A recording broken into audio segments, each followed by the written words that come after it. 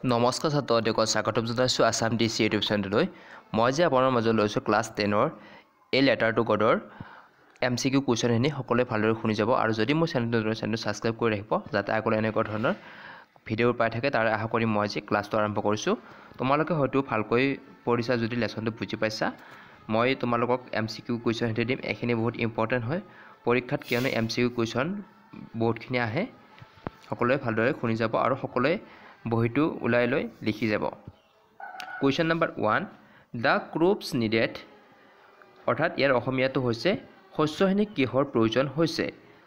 Option A downpour, option B rain, option C sunshine, option D water. A ডাউনপ'ৰৰ অসমীয়াটো হৈছে এজাক মুষলধৰা বৰষুণ, অৰ্থাৎ এজাক ডাঙৰ বৰষুণৰ প্ৰয়োজন হৈছে। বি হৈছে ৰেইন বৰষুণ, চি হৈছে ছানশ্বাইন সূৰ্যৰ পোহৰ, ডি হৈছে ৱাটাৰ। ইয়াৰ শুদ্ধ উত্তৰটো হ'ব অপশ্যন এ ডাউনপ'ৰ, এজাক মুষলধাৰ বৰষুণৰ প্ৰয়োজন হৈছে। কুৱেশ্যন নম্বৰ 2, ইণ্টিমেটলি মিনছ, অৰ্থাৎ ইণ্টিমেটলি মানে হৈছে অন্তৰংগ বা মধুৰ সম্পৰ্ক। ইয়াৰ অৰ্থটো কি বুজাইছে সুধিছে। অপশ্যন এ ফ্ৰেণ্ডলি বন্ধুত্বপূৰ্ণ, অপশ্যন বি চিৰিয়াছলি গভীৰভাৱে, অপশ্যন চি ক্ল'জলি নিবিড়ভাৱে, অপশ্যন ডি এমিয়েবলি আন্তৰিকতাপূৰ্ণ। ইয়াৰ এনচাৰটো হৈছে অপশ্যন চি ক্ল'জলি নিবিড়ভাৱে। Question number 3, what was the reason of language satisfactions, অৰ্থাৎ ইয়াৰ অসমীয়াটো হৈছে লেঞ্চুৱে সন্তুষ্ট হোৱাৰ কাৰণ কি, অৰ্থাৎ লেঞ্চুৱে যে সন্তুষ্ট হৈছিল তাৰ কাৰণটো কি সুধিছে।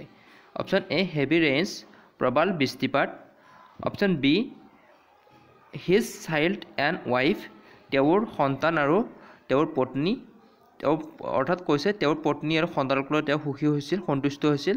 অপশ্যন চি মানি, টকা পইচাক লৈ সন্তুষ্ট হৈছিল। অপশ্যন ডি হিজ হাউচ, তেওঁৰ ঘৰটোক লৈ সন্তুষ্ট হৈছিল। ইয়াৰ এনচাৰটো হৈছে অপশ্যন এ হেভি ৰেইনছ, প্ৰবল বৃষ্টিপাত।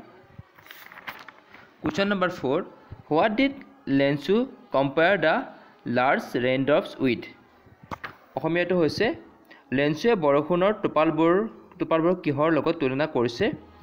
অপশ্যন এ চিলভাৰ কইনছ, ৰূপালী মুদ্ৰাৰ লগত, অপশ্যন বি পিয়াৰ্ছ মুকুতাৰ লগত, ডায়মণ্ডছ হীৰাৰ লগত, ডি নিউ কইনছ নতুন মুদ্ৰাৰ লগত। ইয়াৰ এনচাৰটো হৈছে চিলভাৰ কইনছ, অৰ্থাৎ ৰূপালী মুদ্ৰাৰ লগত তুলনা কৰিছে।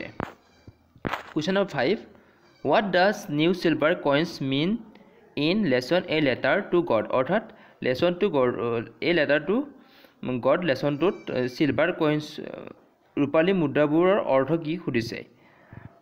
Option A big rain drops, বৰষুণৰ ডাঙৰ টোপালবোৰ, option B actual silver coins, অৰ্থাৎ প্ৰকৃত ৰূপালী মুদ্ৰা, অপশ্যন চি জুৱেলছ ৰত্ন, অপশ্যন ডি কৰ্ণছ মাকৈ।